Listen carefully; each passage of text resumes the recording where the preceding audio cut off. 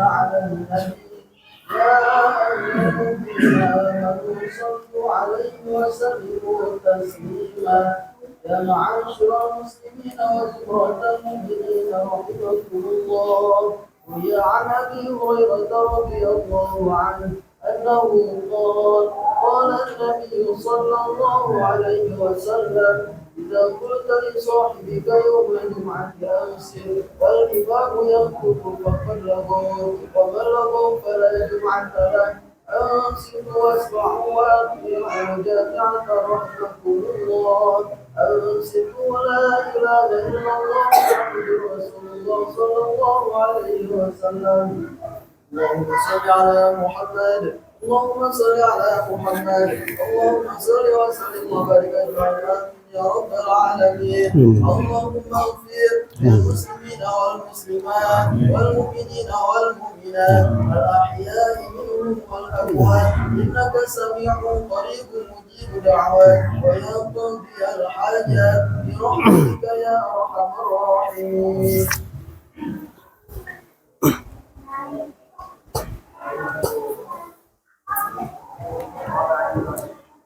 Assalamualaikum warahmatullahi wabarakatuh. الله أكبر الله أكبر الله أكبر الله أكبر. أشهد أن لا إله إلا الله أشهد أن لا إله إلا الله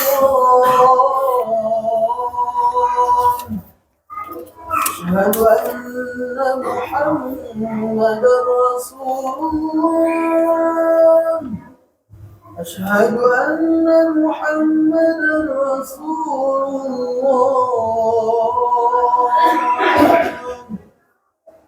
حي على الصلاة حي على الصلاة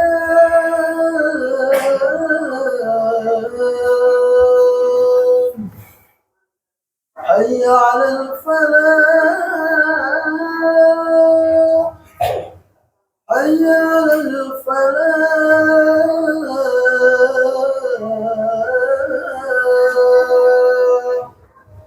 الله أكبر الله أكبر Allah. لا إله إلا الله. La ilaha illallah.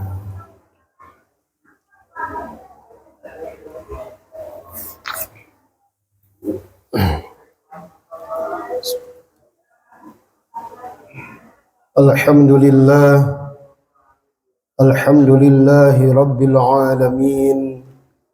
Al-Qail fi kitabihil karim. Innal ladhina amanu wal ladhina hajaru wa jahadu fi sabilillah ulaika yarjuna rahmatallah wallahu ghafurur rahim. Wassalatu wassalamu ala ashrafil anbiya'i wal mursalin nabiyyina Muhammadin sallallahu alaihi wasallam wa ala alihi wa ashabihi wattabi'in ajma'in. Ashhadu an la ilaha illallah wahdahu la sharika lah wa ashhadu anna sayyidana Muhammadan abduhu wa rasuluh la nabiyya wa la rasula ba'dah. Amma ba'd. فيا أيها الحاضرون المصلون رحمكم الله اتقوا الله حق تقاته ولا تموتن إلا وأنتم مسلمون. وقال في كتابه الكريم يا أيها الذين آمنوا اتقوا الله ولتنظر نفس ما قدمت لغد واتقوا الله Innallaha khabirum bima ta'malun. Ma'asyiral muslimin wal jumratal mu'minin, sidang Jumat yang dimuliakan oleh Allah Subhanahu wa taala. Alhamdulillah atas takdir Allah, perkenan Allah ketetapan yang telah Allah tetapkan sejak lauhim mahfud. Pada hari ini kita semua bisa dipertemukan dalam keadaan sehat walafiat sehingga bisa menjalankan ibadah kepada Allah, ibadah salat Jumat yang mudah-mudahan ibadah kita semuanya diterima ada dalam ridhanya Allah Subhanahu wa taala. Amin ya Allah ya rabbal alamin. Salawat dan salam tetap tercurah limpah kepada baginda Nabi besar kita, Nabiyana wa Habibana Muhammad sallallahu alaihi wasallam, kepada keluarganya, para sahabat, para tabi'in, seluruh umatnya termasuk kita di dalamnya yang senantiasa taat dan patuh dalam ajaran yang telah dibawa oleh baginda Nabi Muhammad sallallahu alaihi wasallam, yaitu agama Islam. Hadirin rahimakumullah, khatib senantiasa berwasiat, mari kita sama-sama meningkatkan keimanan dan ketakwaan kita kepada Allah, menjalankan segala perintah Allah dan menjauhi, bahkan jangan sampai melaksanakan apa yang telah diharamkan oleh Allah Subhanahu wa taala. Hadirin rahimakumullah, perlu kita berfikir kembali, mentadabburi kembali bahwa kuasanya Allah sebagai Allah Ar-Razzaq, Allah Maha Pemberi rezeki, Allah Al-Wahhab, Allah Pemberi karunia, Allah Al-Mu'ti, Allah Maha Pemberi, yang mana Allah memberikan berbagai macam kenikmatan kepada kita semua, yang nikmat itu nikmat yang tiada terhingga, yang terkadang kita juga lalai untuk mengingatnya. Di kesempatan yang mulia ini mari kita sama-sama mengingat kembali bahwa betapa Allah sangat menyayangi kita, betapa Allah sangat sayang kepada hambanya, sehingga guyuran kenikmatan senantiasa kita peroleh dalam kehidupan kita sehari-hari. Wa ma min dabbatin fil ardi illa 'ala Allahi rizquha. Kita yakin bahwa semua yang hidup di dunia ini Allah menentukan rezekinya masing-masing. Bahkan dalam Quran yang lain, dalam firman Allah yang lain, Allah mengguyur berbagai kenikmatan itu baik zahir maupun batin. Wa asbagha 'alaikum ni'amahu zahiran wa batina. Allah mengguyur nikmat-nikmat rezeki kepada kita yang tak terhitung jumlahnya, baik zahir maupun batin. Hadirin rahimakumullah yang dimuliakan oleh Allah Subhanahu wa taala. Tujuan Allah memberikan nikmat kepada kita ialah agar hati kita lembut, sehingga dengan kelembutan itu kita mampu mendekatkan diri kepada Allah Subhanahu wa taala. Orang-orang yang selalu diberikan kebaikan, orang-orang yang senantiasa diberikan kebahagiaan, orang-orang yang senantiasa dilindungi, orang-orang yang senantiasa diberikan rezeki, bahkan sesuatu yang sangat membahagiakan, tentunya ia akan turut kepada kita. Begitupun ketika Allah memberikan rezeki kepada kita, memberikan berbagai macam kenikmatan kepada kita, itu tandanya kita dituntut untuk bisa mendekatkan diri kepada Allah, yaitu dengan cara bersyukur bagaimanapun caranya. Hadirin rahimakumullah yang dimuliakan oleh Allah Subhanahu wa taala. Sifat dasar manusia adalah ketika ia diberikan kebaikan, ia akan baik kepada kita. Sama halnya ketika kenapa istri kita taat kepada kita, kenapa anak-anak kita baik kepada kita, karena kita memberikan kasih sayang kepada mereka. Begitupun ketika Allah memberikan kenikmatan kepada kita, itu tujuannya adalah agar kita mampu mendekatkan diri kepada Allah Subhanahu wa taala. Hadirin rahimakumullah. Namun di dalam perjalanan hidup berbagai macam fenomena manusia ketika ia mendapatkan nikmat dari Allah. Di antaranya ada orang yang diberikan nikmat oleh Allah, tapi ia mampu bersyukur kepada Allah. Inilah orang-orang yang sukses, orang-orang yang senantiasa bersyukur kepada Allah atas segala bentuk karunia yang diberikan oleh Allah. Dan inilah yang diperintahkan oleh Allah kepada kita semua agar kita mampu mensyukuri nikmat-nikmat yang ada. Yang kedua, ketika seorang diberikan nikmat oleh Allah, kemudian ia lalai kepada Allah, kemudian Allah mengujinya, dan ujian itu adalah kita diingatkan oleh Allah. Bukan berarti ketika kita diberikan nikmat kemudian kita lalai, kemudian Allah menguji kita dengan maksud Allah benci sama kita. Akan tetapi ketika kita diuji oleh Allah, diberikan musibah, diberikan kecelakaan, diberikan ujian, itu tandanya Allah ingin kita kembali mendekat kepadanya. Allah sangat sayang kepada kita. Ketika kita diingatkan oleh Allah dengan berbagai macam ujian, kemudian mampu kembali mendekat kepada Allah, itu merupakan salah satu orang yang sukses di hadapan Allah Subhanahu wa ta'ala. Hadirin rahimakumullah.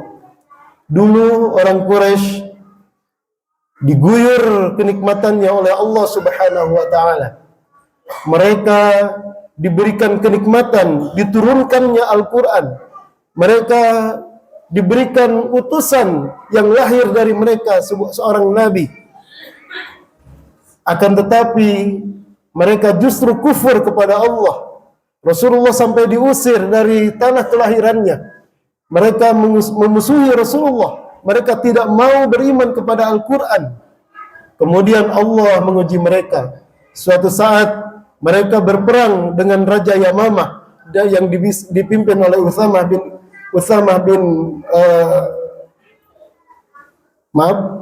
yang dipimpin oleh Sumamah bin Utsal. Mereka kalah, kemudian mereka mengalami paceklik. Kemudian makanan tidak bisa masuk ke daerah Mekah sehingga mereka kelaparan. Sampai-sampai di dalam sejarah dikatakan mereka makan marus, mereka makan darah yang dibekukan kemudian dicampur dengan bulu-bulu binatang. Saking pacekliknya mereka. Allah menguji mereka. Kemudian mereka mengirimkan surat bantuan kepada Rasulullah SAW di Madinah. Hadirin rahimakumullah. Orang yang diuji oleh Allah adalah ia diingatkan kembali untuk bisa mendekat kepada Allah Subhanahu wa ta'ala. Yang ketiga, ada orang yang diberikan rezeki oleh Allah, kemudian ia tidak ingat kepada Allah, tidak mampu bersyukur kepada Allah, kemudian Allah pun menguji mereka, akan tetapi mereka terus melakukan kemaksiatan, maka Allah mengguyurkan nikmatnya itu. Walaupun ia lalai kepada Allah, walaupun ia durhaka kepada Allah, tapi Allah terus mengguyurkan kenikmatan kepada Allah. Na'udzubillah, summa na'udzubillah. Orang yang seperti ini akan celaka karena ia termasuk ke dalam istidraj. Orang Sunda mengatakan bahwa ia disungkung oleh Allah Subhanahu wa ta'ala.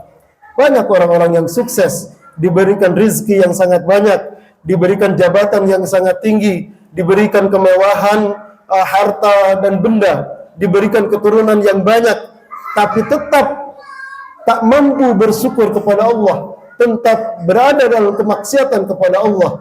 Itulah orang-orang yang istidraj. Rasulullah SAW bersabda, "Idza ra'aita Allah al-'abda idza ra'aita Allah yu'til 'abda."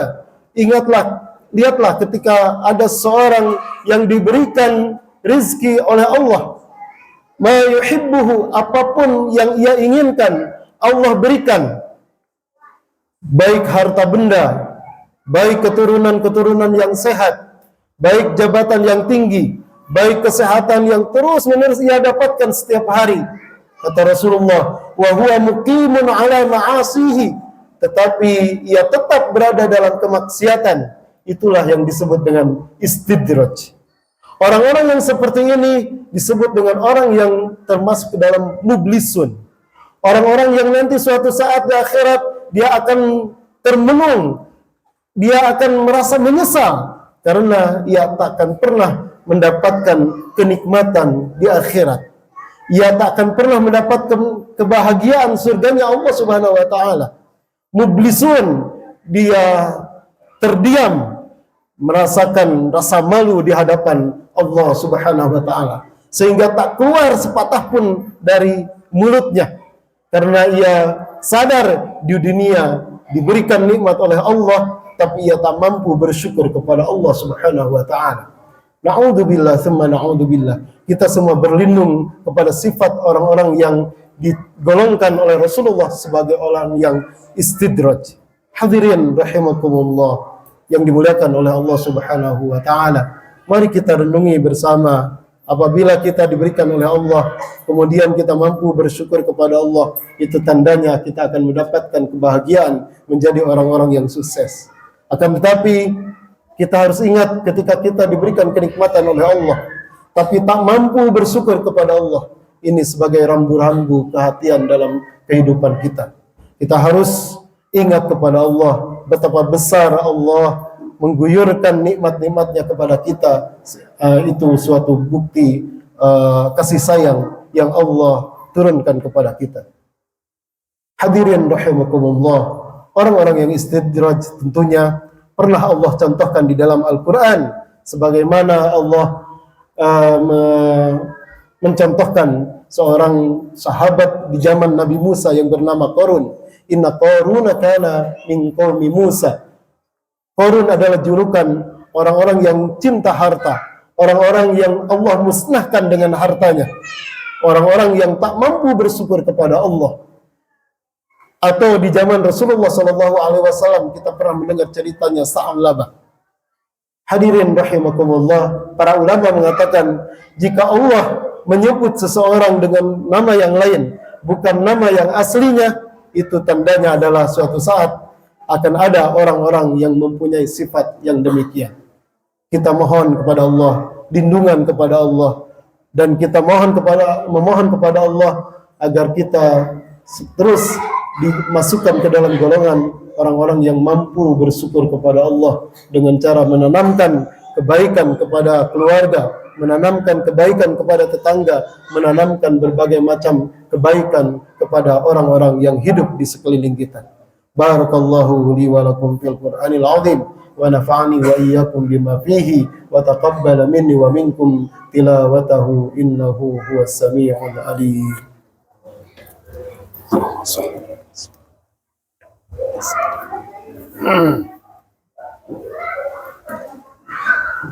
Alhamdulillah, alhamdulillahilladzi arsala rasulahu bil huda wa dinil haqq liyudhhirahu 'ala dini kulli wa kafa billahi shahida. Asyhadu an la ilaha illallah wa asyhadu anna Muhammadar Rasulullah. Allahumma salli ala sayyidina Muhammad wa ala ali sayyidina Muhammad. Innallaha wa malaikatahu yusalluna 'alan nabi ya ayyuhalladzina amanu sallu 'alaihi wa sallimu taslima. Ya ibadallah ittaqullaha haqqa tuqatih wa la tamutunna illa wa antum muslimun.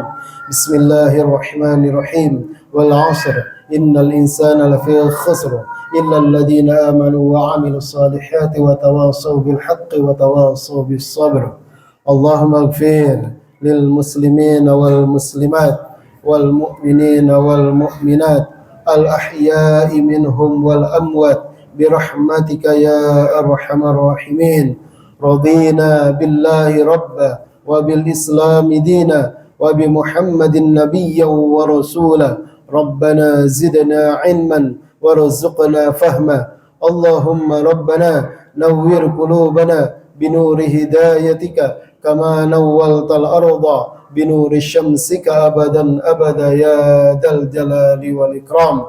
Allahumma yassir wa la tu'assir, yassir lana umurana kullaha, la hawla wa la quwwata illa bik. Rabbana atina fid dunya hasanah wa fil akhirati hasanah wa qina adzaban nar wa qina adzaban nar wa qina adzaban nar birahmatika ya arhamar rahimin.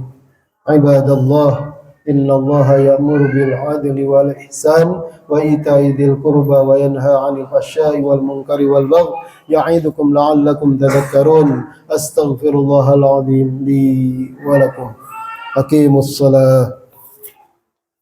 الله أكبر الله أكبر أشهد أن لا إله إلا الله أشهد أن محمدا رسول الله حي على الصلاة حي على الفلاح قد قامت الصلاة قد قامت الصلاة الله أكبر الله أكبر لا إله إلا الله La ilaha illallah. Safnya mohon dirapihkan, diluruskan dan dirapatkan. Dan kepada adik-adik mohon mengikuti sholat ini dengan penuh ketertiban. Ya. Tertib, jangan sambil bercanda. Terima kasih. A'udzubillahi minasyaitonir rajim.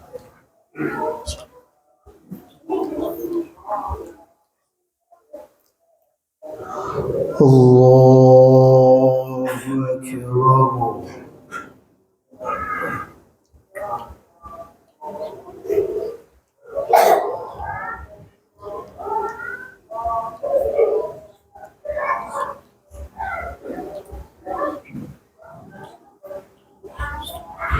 بسم الله الرحمن الرحيم الحمد لله رب العالمين الرحمن الرحيم مالك يوم الدين إياك نعبد وإياك نستعين اهدنا الصراط المستقيم صراط الذين أنعمت عليهم غير المغضوب عليهم ولا الضالين.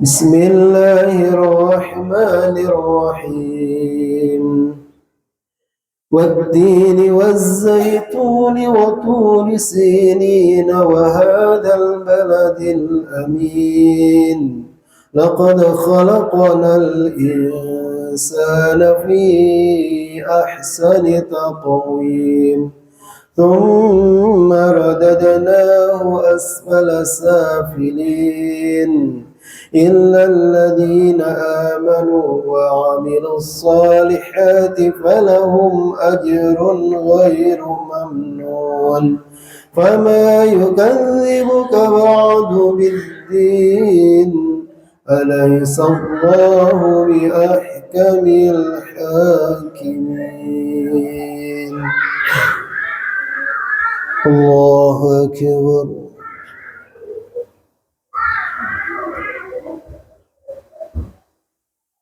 سمع الله لمن حمده. الله أكبر.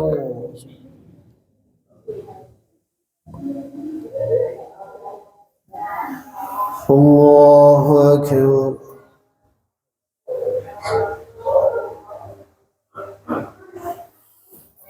الله أكبر.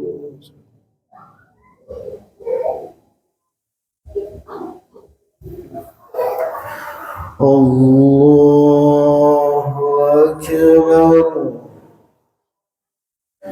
بسم الله الرحمن الرحيم الحمد لله رب العالمين الرحمن الرحيم مالك يوم الدين إياك نعبد وإياك نستعين اهدنا الصراط المستقيم صراط الذين أنعمت عليهم غير المغضوب عليهم ولا الضالين.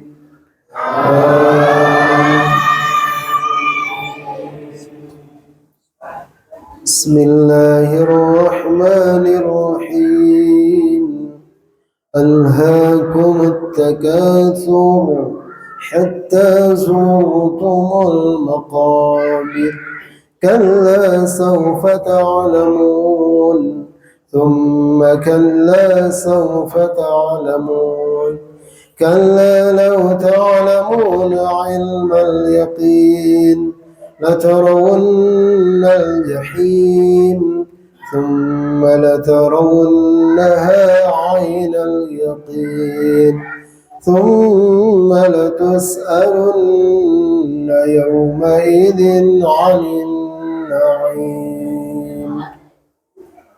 الله أكبر.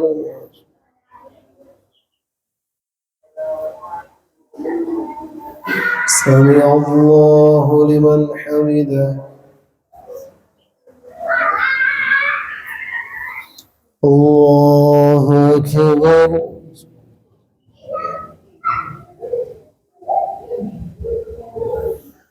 الله أكبر.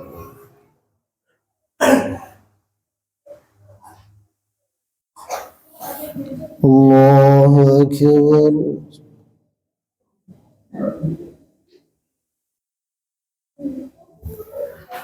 الله أكبر.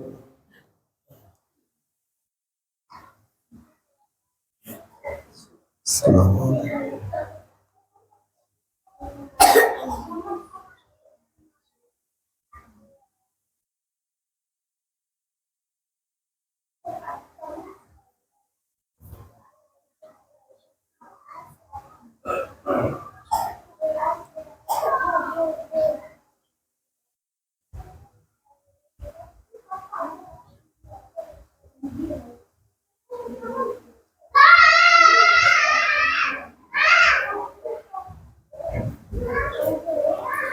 السلام عليكم ورحمة الله.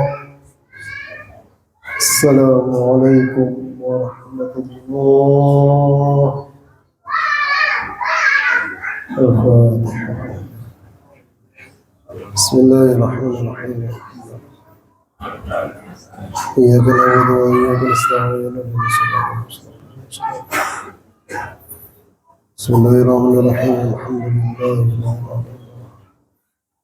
إياك نعبد وإياك نستعين اهدنا الصراط المستقيم. بسم الله الرحمن الرحيم. الحمد لله رب العالمين. إياك نعبد وإياك نستعين اهدنا الصراط المستقيم.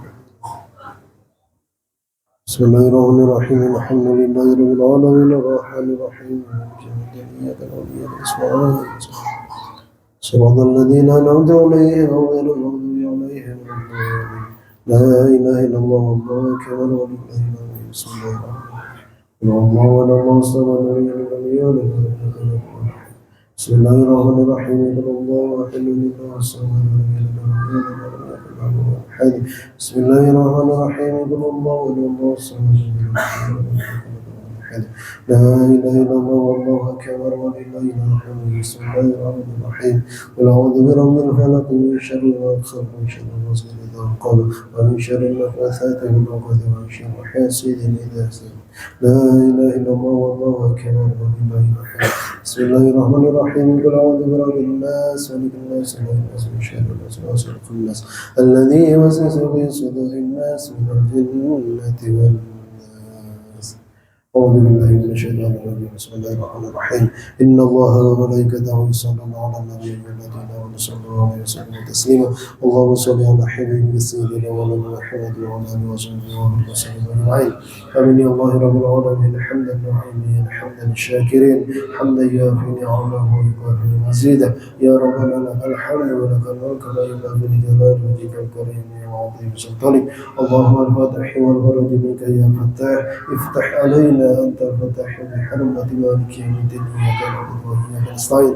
اللهم سخر لنا يا ودود. اللهم سخر لنا ولين لنا وجد لنا ولين لنا يا ودود كل بعبادك أجمعين من الجن والإنس. وجد لنا خواترهم بالمحبة والمودة دائمة القائمة بدوام الليل والنهار.